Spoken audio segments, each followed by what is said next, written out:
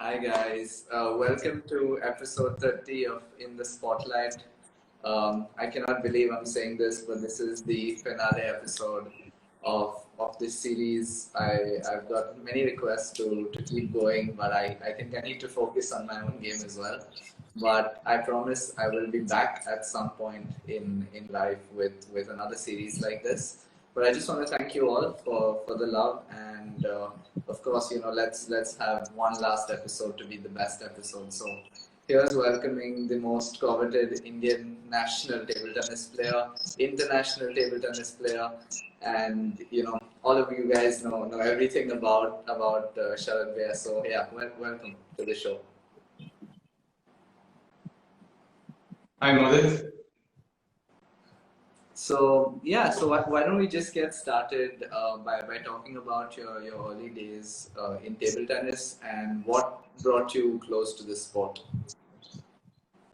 Well, I think I had no other option. My father has been my coach, father and uncle.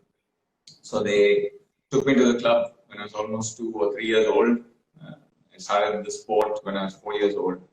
So yeah, many people ask me what if what I would have done if not a table tennis player. I really don't know because I started the game very early. I turned professional by my own choice. I wanted to play the sport and wanted to be a professional player. And I just continued doing what I like to do. So I did what my passion was, and so I think here I am playing the sport for almost 35 years and still liking to do what I'm doing. I think India as a country, and especially the table tennis fans in India, would have missed out a lot. If you had not been playing table tennis, it would have been a completely different situation. But you were mentioning that your your dad and your uncle and your families played a very important role in your career. So if you could just shed some light on that and how how they have enabled you to actually play for such a long time, and how families play an important role in one athlete's life. So yeah, my father and uncle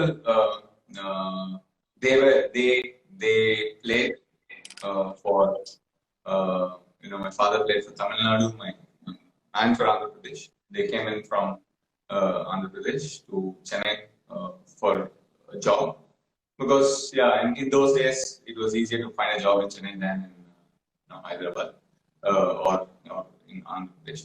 So they moved here, they got a job and they moved here as bachelors, and they started going through the journey of table tennis since then. And I continued on that path. So when I started playing the sport and I started to develop a liking for the sport, they were always very supportive. I think there was never a thought, okay, why don't should he concentrate more on studies or should he do something else? Those questions were never there. And also for my parents, for both my father and uncle, over a period in time, they had produced a lot of players who went on to become national champions, and internationally also they were doing well. Like for example, Chetan Bhaiya,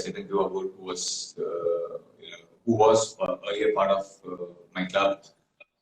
He went on to play represent India at the Olympic Games and did a lot of things for India. So for them, they wanted me to be somebody better than all of the players they had produced from their club.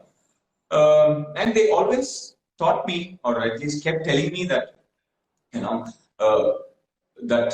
we need to be doing well at international level. Like India has to do well at international level, and they always put that responsibility on me. They just hoped that I would be the one at that point of time to take the Indian map into the international arena. So even when I was starting to win at the national level, the aim was always to do well at the international level. So subconsciously they drove it up into me that internationally we'll have to do well, not just for national titles, but we'll have to win international titles. So that was how when I came into the national scene, there was no stop there. My national performance and my international performance more or less came at the same time. So I struggled a lot. Actually, there was a time when I decided, I wanted to go pro or professional into table tennis. But it took me nearly five hard years to make the cut into the national level. So I never played for Junior India. I've never been on the best ranks as a youngster, as a very young player in the age categories. So I started playing for India only when I was 20 years old. So that was the first time I played for India. And already by 22, I had represented India at the Olympic Games and won the Commonwealth title for the first time in 2004. So a lot of things came together. So I think through that whole process, the family was always very supportive, and they never had doubts. There were times when I had my doubts of, okay, will I even make it, big in table tennis, or will I even be able to play for the country? Those doubts were there on me, but my family never had any doubts, any sort of doubts on my capabilities. So I think that was the kind of support, my family gave. And going on, once I got married and had, then the baton was passed on to my wife. So she becomes my family. And the kind of support she has given me, I think that is the main reason why I've been able to play so long, even after having 2 kids. Of course, it's very much different for a mother than a father. But still, there are responsibilities, my wife completely gave me a free hand into saying, "You go ahead, do your best in the sport."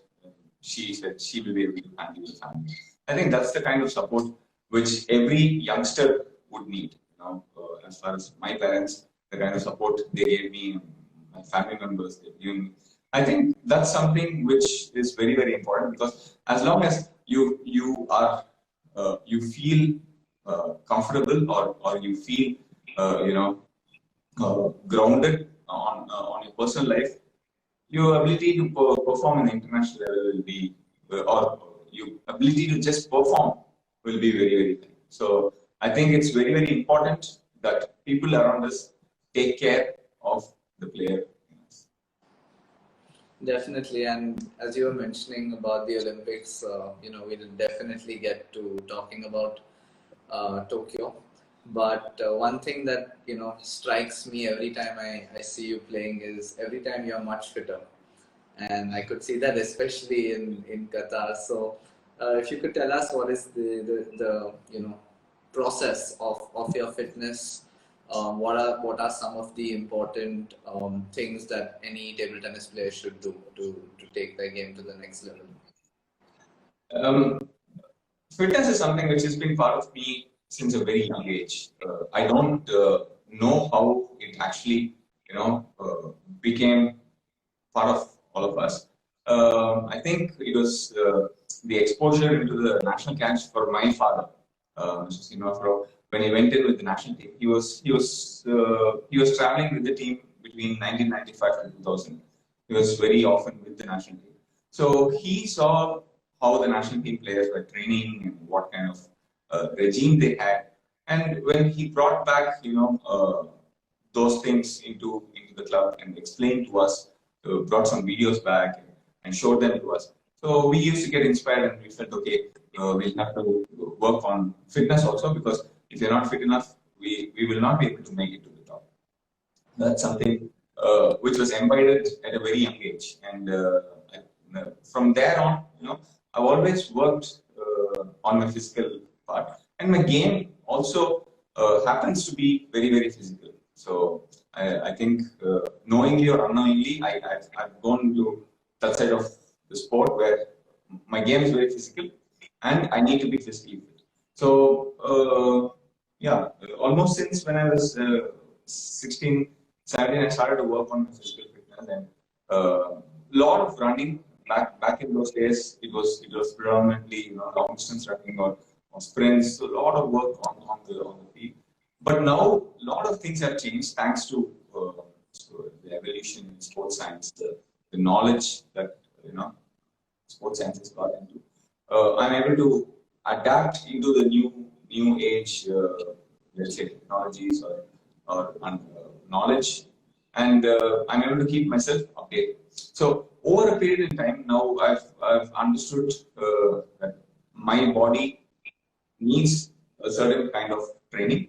My game also requires that, my body, my game, and at the same time, I'm at an age where I need to really catch up with the youngsters in terms of physical fitness. So if I'm not able to be fit enough, if I'm not able to take the youngsters physically, then there's no match at all. Only when I start off physically on an equal platform with the young players, then does my experience or my so many years of the advantage I have, the understanding I have about the sport comes into play. If I'm not able to keep up on the physical grounds, then it doesn't matter how much experience I have, I will not be able to use it. So the COVID break has, in the beginning, it was really hard. But I think from every, even in the difficult situations, even in negative situations, we need to take the positive out of it. So that the COVID break gave me time to sit down and work a lot, specifically on the fitness aspect, trying to understand what are the kind of injuries that's constantly coming back to me. Everybody has weaknesses in their body. So for me, I playing the sport over so many years, the muscles work in certain ways. Some muscles don't work. Some muscles work extensively. So loading and unloading is disproportionate, due to which a lot of injuries do crop up. So that's something which we try to work back, unlearn a few things, learn a few things. So for September onwards, I think 2020 September onwards, it's been a completely new kind of insights that I've had to my physical fitness. So that's something what I like to do, and I'm really happy. My in my long career, I've had a few injuries and one really major injury, but I've come through all of it, and I'm able to still play strong. That's the main reason is because of my physical fitness.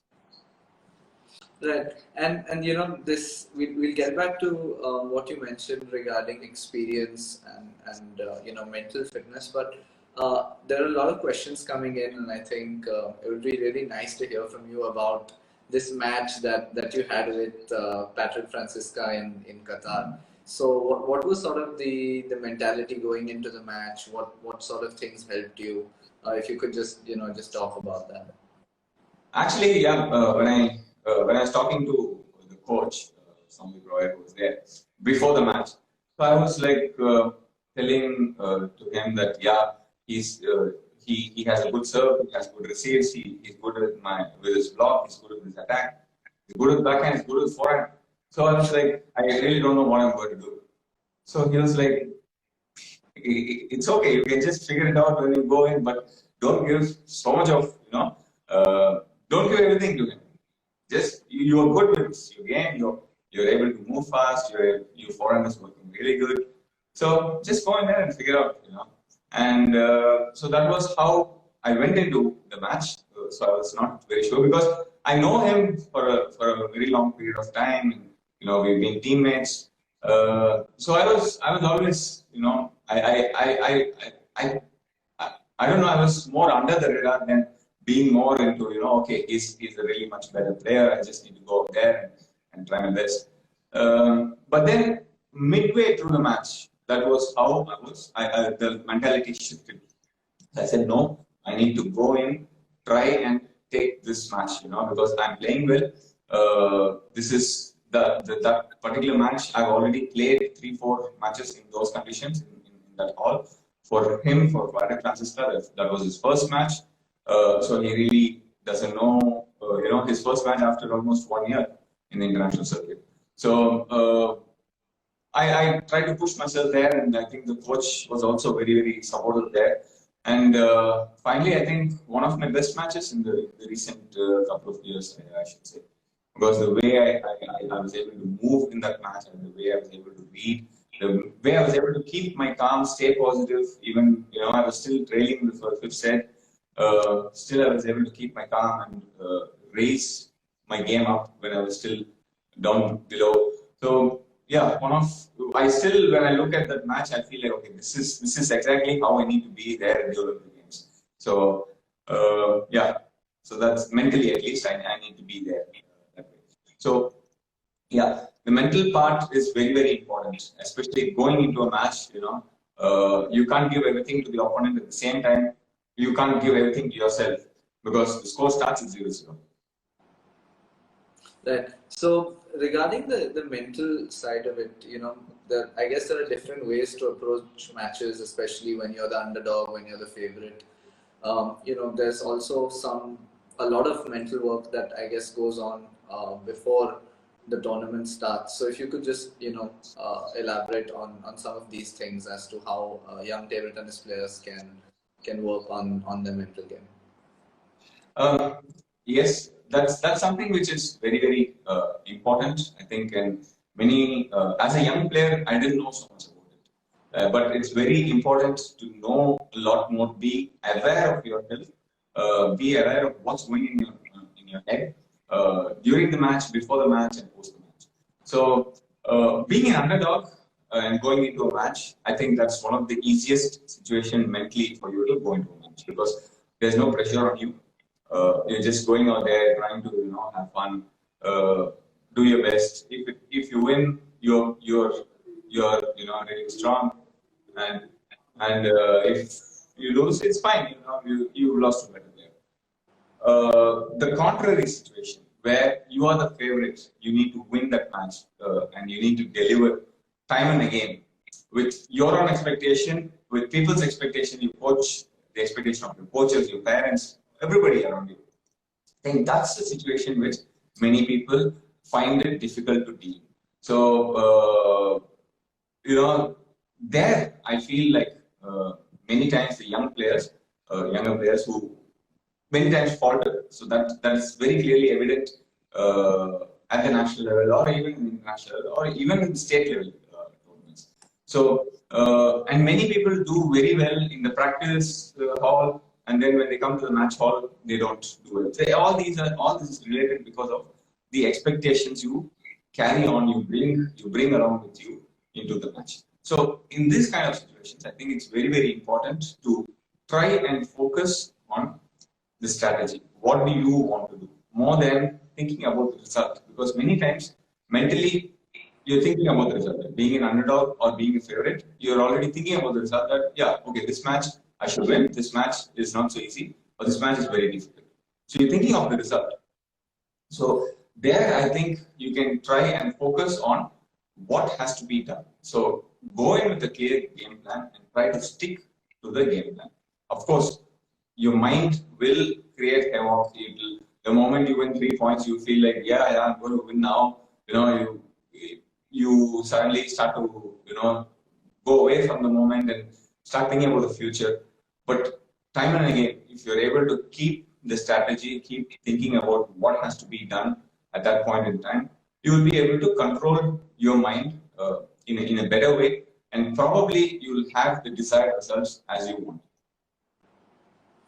Right. So I think everyone watching would be getting a lot of information out of this, and might be getting a little bit heavy. So we can have the rapid fire session right now. I'm just going to ask you a couple of questions, and you need to be as quick as you can. So, okay. What's your favorite thing to do at a tournament when you're not, training or competing? I'd like to just keep yapping with the other players, because I'm quite social. I like to speak a lot to many other players, and many times we're not speaking anything specific. We're just speaking some random things which is completely irrelevant. But I just like to spend a lot of time in the player launch, speaking to all my friends, or all the other players who are just around. By which for me, being social, it helps me unwind, and at the same time, it also feels like I'm I've moved away from Europe. I haven't been there for a long period of time now. So for me to keep that touch with what's happening in the club or what's happening in the training centers, it also tries to help me update with my own self, as far as technically it's concerned, or if there are any new additions into how people are thinking, or if there's any new technical addition. So all this happens there for me. So that's something what I like to do. So but the most important thing is I'm spending a lot of.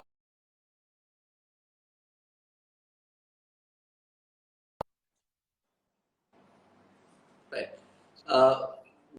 What is your favorite thing to do in your off time with your family? I'd like to just go to the beach, just sit there, just sit there, just relax, play some ball. I don't know, just go to the beach. I think that's the best thing. Well, now it's become really hot. Chennai is like scorching now, and heat index is around 45, 46. Temperatures are still not very hot, but the heat index is very, very hot. But still, I would like to go to the beach. Okay. And many of us know that it's always been Chennai or Dusseldorf for you. But if you had to stay anywhere else in the world other than these two places, where would you stay? There are a lot of places which we've been thinking on. Both my wife also shares the same ideology as me. She's not the mountain person. See, there are a lot of different people who like. Some people like the beach. Some people would like to go for a holiday to mountains. Some people like to ski. Different things, or go on adventure, trekking. But both me and my wife we like the beach. So we've thought about a lot of places. First place is Spain. Because I've spent 4 years in Spain, so I can still speak a little bit of Spanish, but not very much so. And I like the environment there. But there's also these Caribbean islands where we would like to be around. So that's also a place where I would like to settle down. But I think I still have a lot of time to do that. For sure, we hope so at least. If you had to have coffee with any one person in this world, preferably somebody who you have not yet met, anyone, who would you want to meet? See, there are a lot of sporting stars whom I would like to meet, whom I would like to talk, whom I would like to like. For example, for me in badminton, Prakash Padukone sir, I really haven't met him, and I've just heard a lot about him, and I would like to listen to his experience in life, his journey, and would also try to inculcate a few things from him which can help me grow in my career also, not as a player, but post my playing career. So Prakash Padukone would be somebody whom I would be looking up to. But apart from that, not a non-sporting character, I would also like to. I've been doing a lot of stuff around social activities and helping out a lot of people. But the way I see some people being totally committed into doing it as their first job, and which is almost like a voluntary service, and they're doing so much for the society. So there are a lot of people who are doing those jobs, and really I would like to sit down and have a cup of coffee and try and understand what is actually going on in their mind. So their life is being spent for others. So I would just like to sit down and talk to these kind of people to understand how and what are they even thinking about the society. In that matter, for me, even if I'm able to have a coffee with Sadhguru or Dalai Lama or any of these kind of people, like the kind of thoughts that go into them and trying to understand how they see the world it is something which I would like to explore also. Nice. And who is your table tennis role model growing up? Of course, it's Kamlesh sir. grew up watching him. Uh, Grew up being coached by him.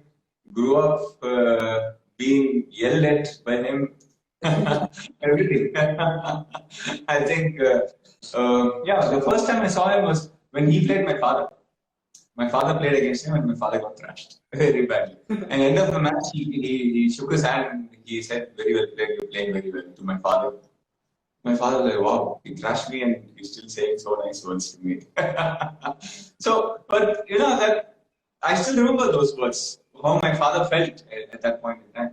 And I was probably 12 years old or 10, 12 years old back then. So that's when I saw him, and the kind of commitment he showed, the kind of dedication he showed, the kind of discipline he showed was really fantastic as a player. And then I was very fortunate that I could play under him in the Junior Asians that was held in Chennai. So I was the part of the singles entries. I was an extra member, and I was part of the camp which he had organized. And that was the first time I could interact with him as a coach. Apart from that, there was also one training camp where Kamlesh sir was the coach, my father was the assistant coach, and this camp was happening in Bangalore. And on the weekend, my dad had asked permission from Kamlesh sir, and I could go and see. On Saturday and Sunday, I traveled to, me and my younger brother, we traveled to Bangalore, stayed there. So, little bit of interaction there, but more so in the Junior Asian camp. And then, the Athens Olympic Games, my first Olympic Games. Yeah, I've heard this story. So, from there on, he's been there. He's been there through my whole journey. He's been there as a selector, he's been there as an administrator, and now he's been there as part of UTT and promoting the sport. So he's been part of me ever since my journey. So I think really blessed to be that he's part of my journey, and a great influence on all of our things. Truly. And if this journey of yours has been so long and full of achievements, but if you had to choose one moment to relive again, which moment would that be? I hope that comes up in 2021, July 25th, when we win the medal. We're all hoping for that. But apart from that, every moments that has, every special thing that's happened, like 2006 Commonwealth Games when I went on to win double gold medals at the Commonwealth Games, first Indian to do so. Table tennis is from being a garage sport or a basement sport. It's come to a place where table tennis is also good. Indians are doing well. This is a sport where table tennis emerged into international at the games. That was there I was an underdog and I performed. 2010 I go into the Commonwealth Games as a favorite and winning the doubles gold there. I lost in the singles in the semi-finals, and within few minutes, I would say almost 40 to 45 minutes, we had to start the men's doubles finals. So I lost. Coming into the match, you win the gold again, and then completely into tears. Completely into tears. Your family is there. Your mother, my mom was watching me. My pregnant wife was there. My dad, my uncle, my younger brother. Everybody is there. And so many Indians, you are playing in Delhi. So being a favorite, delivering it to the crowd, these are two different scenarios. But now if you're asking me to take which one, it's really different. Let's just assume it's coming in July, guys. Yes. When that one comes in 2021, then there's no comparison to 2006, 2010, 2018. Asian Games, 60 years, first time. doesn't matter. The Olympic Games is the biggest. Correct. And this sort of episode is about you, but I just like to mention a small moment. In 2010 at the Commonwealth Games, I was around 11 years old at that time, and it was the first time I saw you playing live. As I'd come to watch with Kamlesh sir, and there were a few others. I was sitting in the stands and I was just watching for the first time. And to see you and Subhajit Bhaiya to winning that doubles gold was completely unreal. And then I remember I got to take a picture with you and I got your autograph. So that was the biggest moment for me back then, and it was just an unreal feeling. So I just wanted to tell everyone about it.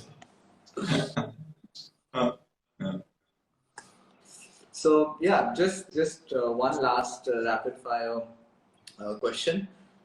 If you could, have a cheat meal right now, what would you have? Last 10 days have been cheat days. since we qualified for the Olympic Games, But yes, I'm a big fan of sweets. I really can't resist sweets. More than desserts, more than a cake, more than Western desserts. I just love our Indian sweets. Let it be a motichur laddu or a gulab jamun or a rasagulla, anything for that matter. I would just gobble on it. So that's the biggest challenge for me to stay fit. If you want me to run for 30 minutes at some particular speed, I can do it, no problem. I can push myself. First time I don't get it, second time I go on, third time I go on, no problem. But the moment when you say no sweets, and it's fine. I will just give up, everything what I'm doing. Yeah, that's what my trainer says, and even Timo Boll says the same thing. Kamal, the day you quit, I think you're going to be really fat. Yeah, I think it's much harder to control what happens in the dining room as compared to the fitness room. Yes, exactly. Okay, so getting back to it, and I was actually going to mention Timo a little bit later in this, but you've had the opportunity to share the dressing room with one of the greatest our sport has ever had. So, how was that experience of course, sharing the dressing room with him and everything that you've learned from him, but also that transition of playing in Europe, in the German Bundesliga, because, it's other than Satyan playing now, but the rest, nobody has ever done that. So if you could just talk about that. I've spent a lot of time in Europe. I wanted to go into Germany earlier than I went. I went in the year 2011. 2010-2011 that season. But I wanted to go in earlier, but it was really difficult as being part of Asia, India being in Asia, and only one Asian is allowed, one foreigner is allowed.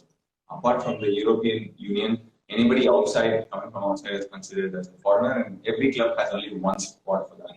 And we have to fight that spot against a Japanese or a Chinese who have the tradition, and any manager would just say, okay, why don't we just take a Chinese or a Japanese?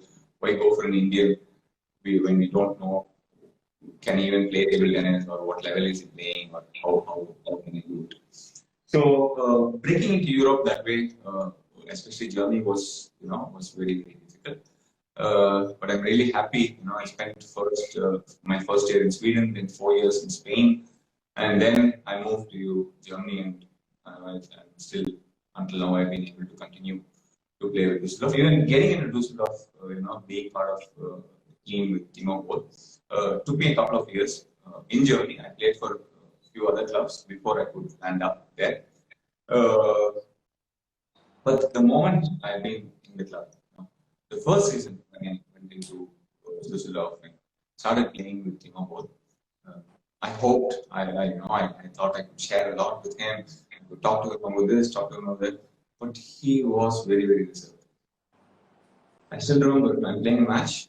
I'm having problems to receive one particular service from a player. And I was just asking the bench, hey, what do you think I should be doing? Should I just go with the banana or go with long push or try and play half long?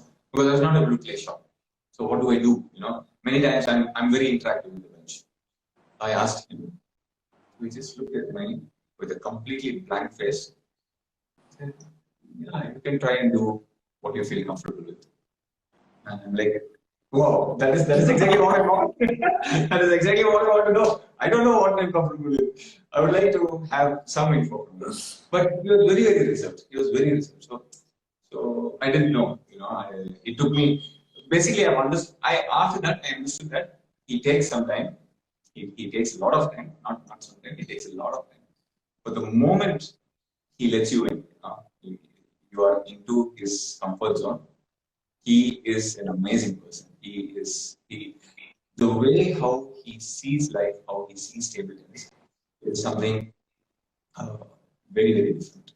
A lot of times I try to ask him, okay, what does he do in this time, or how did he do this? What happened here? What happened there? But he's more or less like this. He's in the same mode many times. He's not bothered. He's not troubled by the small turbulences here and there. He just goes on. So that's how I've understood. Okay, maybe these small troubles here and there doesn't matter so much if you're able to look at the larger picture. But then I think from the second year onwards, he saw Timo Boll saw the kind of commitment I had towards the club and the team, and many times I was delivering. So he was always many times winning 2 matches, and I was winning 1. And there was a time also when I made him play my position and I played at his position. There was a must-win match, and we had to win 3-0. So the coach was like, okay, we'll start with Timo, let him win, his first match 3-0, and then the next, Patrick Francisca was on my team. So Francisca and myself will play number 2 and 3, we'll decide on that. I was like, man, they're going to put their worst player against Timo. And both myself or Franz can beat that player also. So Timo doesn't need to do the job. So I fought so much, and I asked him, okay, is it okay if you play at number 3? So I was really scared, But then he said, no problem. If it works for the team, it works. It's fine. So he gives a lot of space in the team. He doesn't add any stress, especially when there's stress on the team. When there's stress against some matches and when they're important matches. He has so much of calm within himself that he just spreads that to the complete team. So that's something which I tried and I try to be myself. But still, there are many times I don't stand up to those levels. But that's something what I've understood. Being leading from the forefront. If we are able to absorb the pressure and not spread it on, it helps the team very much. Yeah, I was just going to say that's really a true sign of a leader. So, the last 5-7 years, I think have changed the outlook of sport in India, but very specifically even table tennis. So, what do you see in the coming 5 to 7 years? Where do you see Indian table tennis going? Yeah, as you rightly said, the last few years for table tennis has been fantastic since 2016, and sport by and large, I think since 2010, 2012. Since then, sports has become a serious professional field. Until then, it was more or less like it was. People didn't take sport so seriously as it's looked upon now. So there's a lot of support from all around for sports, and I think from 2016, India has been constantly doing well. 2016 was the first time we've had 4 individual players at the Olympic Games at Rio. Then 2017, I played in the final in the Indian Open. Satyan had won his first major pro tour around that time. Then 2018, we go on to win the Commonwealth Games, 8 medals.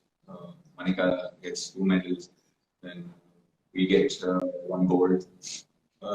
so Manika gets 2 golds and we get 1 gold. So we've had a great amount of success at the Commonwealth Games. Following it on with the Asian Games, first time in 60 years, winning a medal, and that too 2 medals there, team championships and in mixed doubles, and now qualifying for So the performance has been constantly going up, but I think there's a lot more in the process which has helped us get here. I think that time Maximo Constantini was there, so he put in a really good structure where we were able to have the right kind of exposure, right kind of training over a long period of time. We are training in Europe, we are training in Asia, playing a lot of matches. So Federation and SAI, Table Federation of India and Sports Authority of India, was helping the structure grow up, I think, thanks to Max. And then UTT had come in at the same time, around the same time, which gave us the confidence, not just me, but I think the entire table tennis fraternity in India, that we are, as Indians, we are able to catch up, or not just catch up, we are able to challenge the whole world. So I think UTT gave the younger players the right kind of exposure and the right kind of confidence which is required. I went into Europe exactly in search of the kind of situation what UTT had created in India. So if you're able to have it for a longer period of time, it will be fantastic. But I think to start off with, we've had really good find-in talents also. So first season of UTT, by the end of it, G. Satyan and Manika Batra were the new finds, and they went on to do very well in international level. Then in the second season, Manav Thakur and Achanta Kamal, they started doing very well in the under 21 categories, and Archana went on to win her first senior title, semi-finals at the Youth Olympic Games. Then the third season, Sudhita Mukherjee, she broke in the top 100 and then qualified now for the Olympic Games. So I think every year we are able to find talents who are doing well in India, and UTT is able to give them the platform into performing well in the international. So all these put together, the Federation, SAI, UTT, and a few other organizations around, if you're able to constantly give this kind of support and maintain the structure we are building up forward, I'm very, very sure in the years to come, India will be in the top. We are already in the top 10 now, probably 8 at this point in time. But I'm sure we'll be a leading country with a very strong bench strength also. Now at this point in time, we only have 3 players in the top 100, but I'm sure we'll have at least 10 players in the top 100, and we will be completely ruling at least in the Commonwealth Games, and probably gunning for the Asian Games singles medals and also probably the Olympic medal too in the years to come. So yeah, really happy with the kind of progress we've had in the last 5-6 years. No, hearing that from you gives all of us youngsters a lot of confidence. But also I'm a little scared because it seems like you're a little bit psychic. I was just going to talk about UTT. You already knew what I was going to talk about. If you can do this in the match, then I'm a little scared now.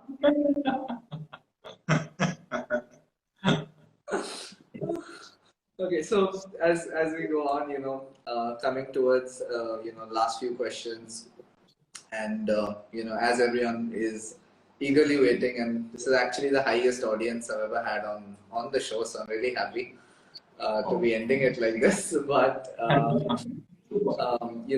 really happy to be part of this, because I think even before you started it, you asked me, Shalvaya, I need you to be in the final show. So I don't know when. I had to do it that way, and I'm glad it's worked out that way. But talking about the Tokyo Olympics, firstly, it's been a tough year for everyone, and I'm sure this qualification also has a special meaning in your heart. So if you could talk about that, as well as what are the expectations and goals that you have set, if you would like to share for the Tokyo Olympics. March 2020, after one open, we came into a complete lockdown. And until June, July, we had no clue what's going on, and we had no clue what will go on. So this I'm talking with regards to sport, table tennis, fitness, with related to our the whole Olympic thing. So my preparation started in 2019 November. I was right on track, going well, and all of a sudden, midway through, we come to a complete stop, and we don't know when we'll resume. It was very, very hard. It was really hard mentally. It was really hard, to understand, try and understand the situation, because we really didn't. Nobody, even now, we are not able to understand the situation, what's happening. And at the same time, when I was looking,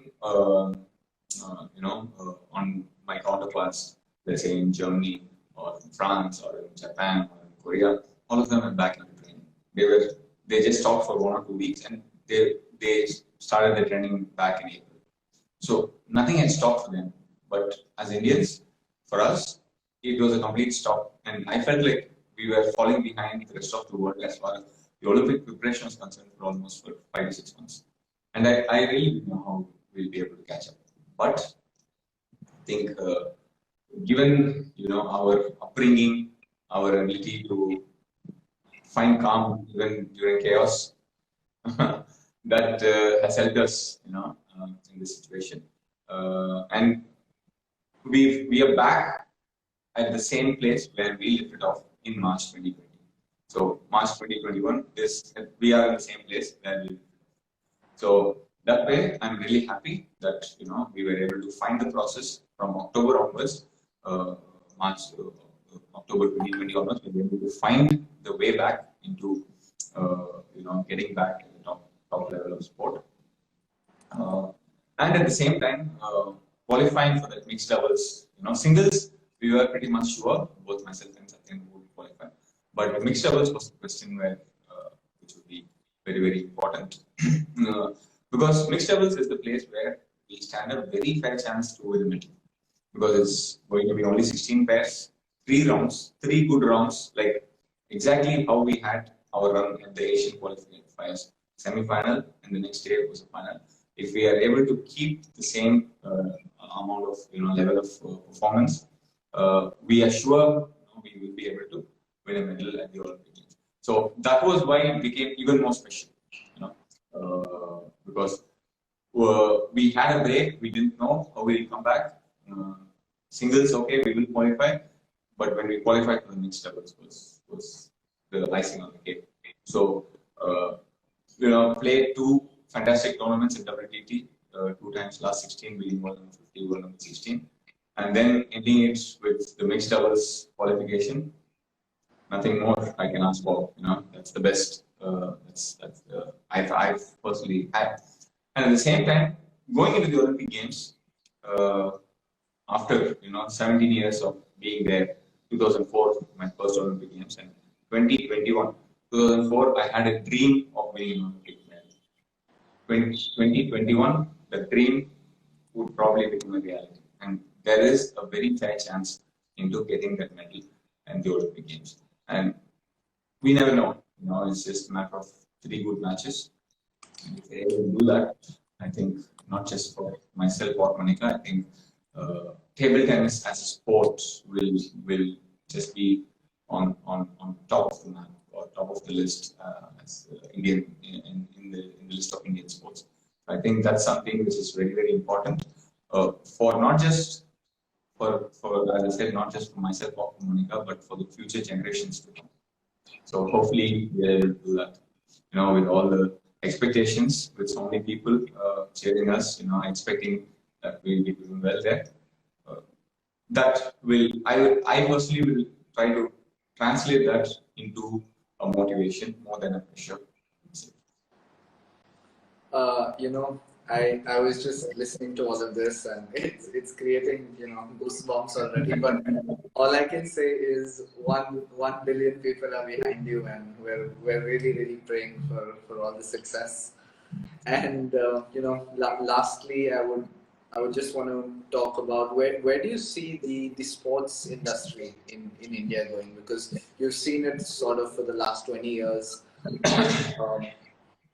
that's an important aspect of sports growing.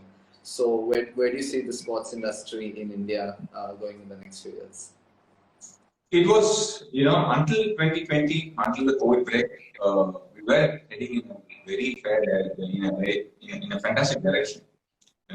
The way how the sporting industry itself, not just the players, not just the athletes, but the whole ecosystem of sport was driving driving very fast in a very good direction.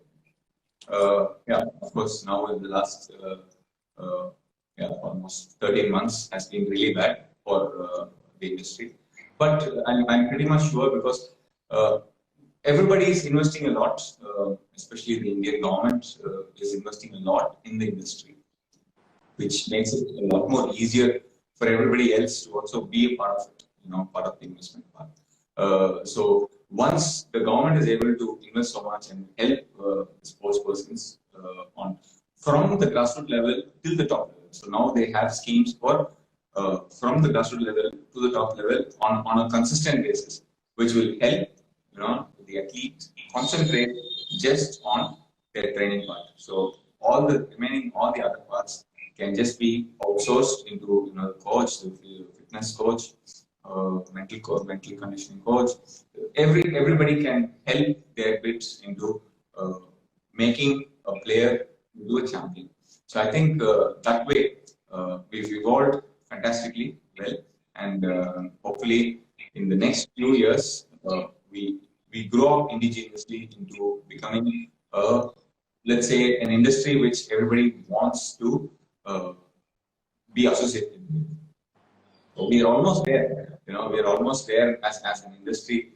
The sports stars are almost looked upon like celebrities. There are a lot of top level sports stars who are being celebrities, and yeah, that's a great start. But I think as long as we are able to cater to the grassroots level and have a wider base of the industry, sporting industry, the pyramid will become as much bigger as it can. I think it's part of your humble nature to speak like this when you yourself are a celebrity as a sportsman for many people. So bigger. You see, I'm asking all you guys to be really much bigger than what I am. So let's talk about Virat Kohli or Sachin Tendulkar. So, or let's say even PV Sindhu or Sania Mirza. So that is where we need to be. Well, I just want to thank you for being such a great role model to all of us young players, and of course for joining in today, for giving all these insights and helping all of us. To everyone watching, thank you so much. It's honestly been amazing this last 1 year to sort of talk to you, in bits and pieces here and there with various other athletes, and I hope that I have sort of been able to help all of you, because my main aim was to provide some motivation and positivity during the lockdown and during these tough times. But as all good things, finally they have to come to an end. And I just want to thank everyone for joining in, and of course thank you Sharath for being here and agreeing to do this finale episode, which in my opinion has definitely been the best one, and also the most viewed one for sure, considering the number of people that are still watching. But yeah, I just want to say thank you to everyone who joined in. Many top players were here: Thiago, Apollonia, Paul Rinkhall, Olajide from Nigeria. A lot of top 100 players. So yeah, I just wanted to say thank you to everyone. And if you have anything else to say. No, thank you very much, Mudit, for actually during the lockdown was especially. There was so much of negativity with all, the virus and pandemic. There was you just hear so much of negativity. But people like you, who've come onto social media and try to do something here, that was taking our mind off from our day-to-day, difficulty. So I think that's something which I've also understood how to reach out and how we can help other people. So I think, yeah, of course, this is the finale, but I'm sure and I hope that you'll be back after a few months or maybe a year into, doing what you're best. Or you're good at this, and I just wish that you go on doing it. So it's, again, it's not just for yourself, but I think it's for the greater good. Thank you very much, and good luck with your future endeavors. Thank you so much, everyone. Thank you for watching and thank you for following. Hope to see you guys all very soon. And yeah, take care and stay safe.